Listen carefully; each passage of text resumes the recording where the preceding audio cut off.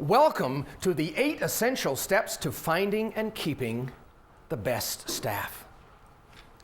One of the biggest issues in business today, 2 major issues actually in business today. Number 1, how do we find and keep more great, loyal, and profitable customers?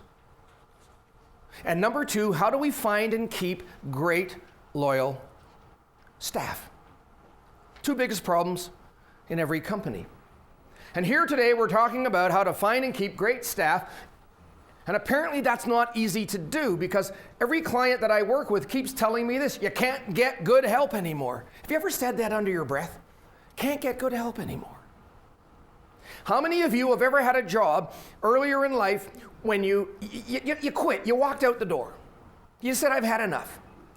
And you walked out the door and you said to yourself on the way out the door, I'm out of here, this place makes me sick. Anybody had that kind of an experience? Yeah. And what was the boss saying as you walked out the door? Can't get good people anymore. And what you said was, I'm out of here, this place makes me sick.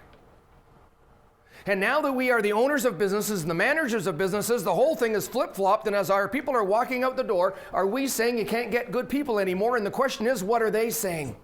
What are they saying when they walk out the door? Are they saying, I'm out of here, this place makes me sick, physically, emotionally, ill?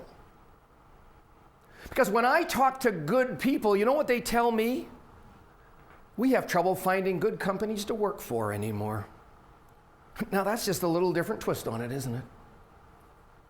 I have trouble finding good companies to work for. Those 2 issues, those 2 biggest problems in every business. Number 1, how to find and keep more loyal and profitable customers, and how to find and keep great staff. I started off speaking only on the first one, how to find and keep more great customers. And after my presentations, people would come up to me over time, thousands of people would come up to me and say, well, I'd love to do your human marketing stuff. I'd like to create customer ownership, but I can't do it all myself and I can't find great people. Can you help me with that? Well, if thousands of people ask you for help, this could be a living.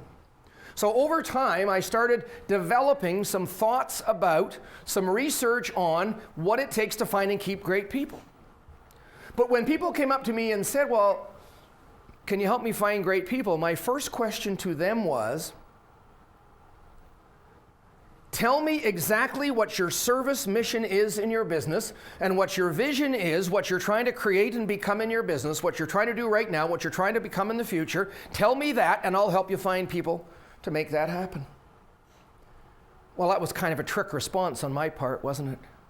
Because 99% of the people who came up and asked for help had no clearly defined service mission. They had no idea what exactly they were trying to do right now, and they had even less idea what they were trying to become. You see, the point is that we hire people to help us do something. And if we are not absolutely clear on what it is we're trying to do and to what standard and to what degree and to what level of excellence, we don't even know what kind of help we need. And most companies are in the dark when it comes to understanding what it is they're committed to doing, and therefore they might even have the right people now and they don't even know it. We hire people to help us do something. In fact, in the old days, what did we call our staff? The help. So clearly we hire people to help us do something, and unless we're absolutely clear on what it is that we're trying to do right now and what we're trying to become, we don't even know what kind of help we need. And all those people who are just running around moaning and groaning, saying you can't get good people anymore, using up all their energy, if they would just use that energy to ask and answer these 2 questions, it could change their business. Number 1, what kind of company do the best people want to work for? And number 2, how do we become that kind of company? Isn't that the real issue here? Rather than just saying, well, God's making people differently, there's no such thing as staff loyalty anymore, that's a cop-out. Because the good ones say they just can't find good companies to work for. So ask these 2 questions. What kind of company do the best people want to work for, and what do we have to do to become that kind of company? Here's what good people want, survey after survey after survey, and it's pretty consistent every time. This is what good people want. Number 1, good people want a challenging job with an opportunity to grow. This is not what mediocre people want, and it's not what sloths want.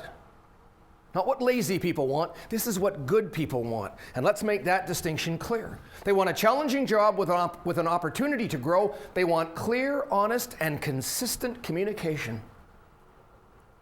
They want to know what's going on. They want to know why their role is important. And they want to know if we're succeeding, if we're winning, or if we're losing. They want clear, honest, and consistent communication. They want a positive and uplifting environment. They want a place to go every day that they are honored, that they receive joy, that they receive positive reinforcement. They want to be uplifted in some way. Number 4, they want recognition of performance. They want to be acknowledged that they have made a contribution, because for good people, making a contribution is all important.